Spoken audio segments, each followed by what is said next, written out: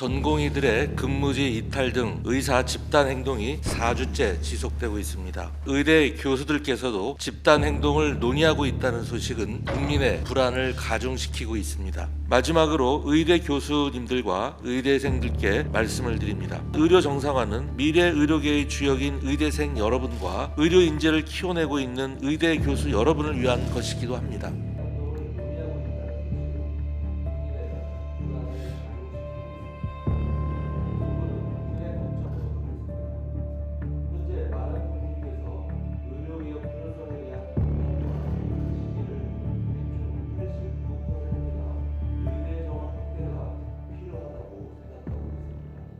전공의들의 근무지 이탈 등 의사 집단 행동이 4주째 지속되고 있습니다. 최근 의대 교수들께서도 비대위를 구성하는 등 집단 행동을 논의하고 있다는 소식은 국민의 불안을 가중시키고 있습니다.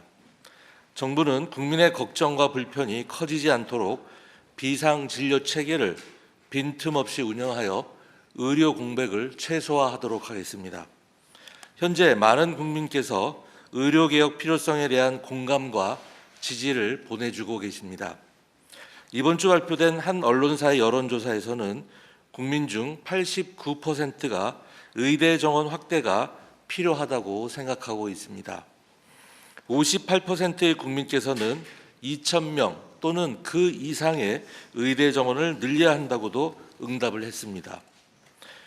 의사 집단 행동에 따른 불편과 불안에도 불구하고 정부의 의료개혁을 지지하며 의료 현장에서 성숙한 시민의식을 보여주고 계시는 국민 여러분께 깊은 감사의 인사를 드립니다. 아울러 지금 이 순간에도 과중한 업무 부담을 안고 환자 곁을 지키고 있는 의사, 간호사 등 의료진과 병원 관계자분들의 헌신에 진심으로 감사합니다. 동료들의 집단 행동 속에서도 굳건히 병원에 남아 환자를 진료 중인 전공의와 학교에 남아 학업을 이어가고 있는 의대생의 담대한 소신과 용기 있는 결정을 응원합니다.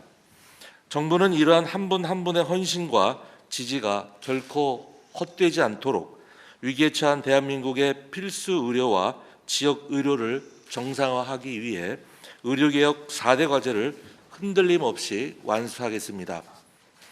국민 여러분께는 아플 때, 제때 제대로 된 치료를 받을 수 있는 의료체계 정상화로 보답을 하고 의료진 여러분께는 공정한 보상 체계 아래에서 환자 치료에 전념할 수 있도록 더 좋은 환경을 만들어 드리겠습니다. 그런데 이러한 의료개혁이 시작하기도 전에 반발에 부딪혔습니다. 전공의들의 집단 행동이 장기화됨에 따라 의료 현장의 혼란이 가중되면서 환자들의 고통과 국민의 우려가 높아지고 있습니다.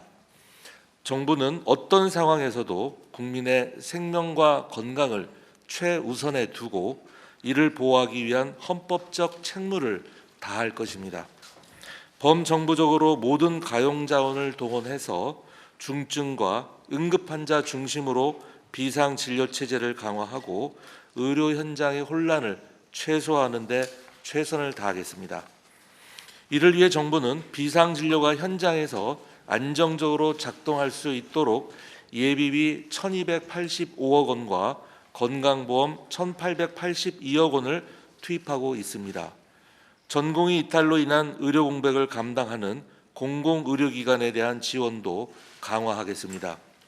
지방의료원이 해당 지역에서 필수 의료 분야 지역 거점 공공병원으로서의 역할을 다하고 의료 취약계층에 대한 보건의료 안전망 기능을 수행할 수 있도록 인력과 시설과 장비 등 경영 혁신과 역량 강화를 위한 지원을 계속해 나갈 것입니다. 마지막으로 의대 교수님들과 의대생들께 말씀을 드립니다. 정부가 추진하는 의료개혁은 비정상적인 의료체계를 바로 세우기 위한 것입니다. 정부의 의료개혁 4대 과제는 의료계를 포함한 각 계와 130회 이상 소통을 하고 의료현안협의체에서 28회 논의를 거쳐 마련된 것입니다. 모든 국민이 안심하고 언제 어디서나 수준 높은 의료 서비스를 이용할 수 있도록 의료 인력을 확충하고 지역 필수 의료를 강화하며 의사가 소신껏 진료할 수 있는 여건을 만들려는 것입니다. 그 중에서도 오늘 중대본에서 논의하는 것은 소아 필수 진료 강화 방안입니다. 이는 5년간 약 1조 3천억 원을 지원하여 소아 중증 진료를 강화하고 2세 미만 소아의 입원 의료비 부담은 낮추며 소아가 야간과 휴일에도 병원 이용에 어려움이 없도록 하려는 것입니다. 이러한 의료 정상화는 미래 의료계의 주역인 의대생 여러분과 의료 인재를 키워내고 있는 의대 교수 여러분을 위한 것이기도 합니다. 더 나은 의료 개혁을 이뤄낼 수 있도록 여러분이 참여하여 함께 해주시기를 간곡히 부탁드립니다. 감사합니다.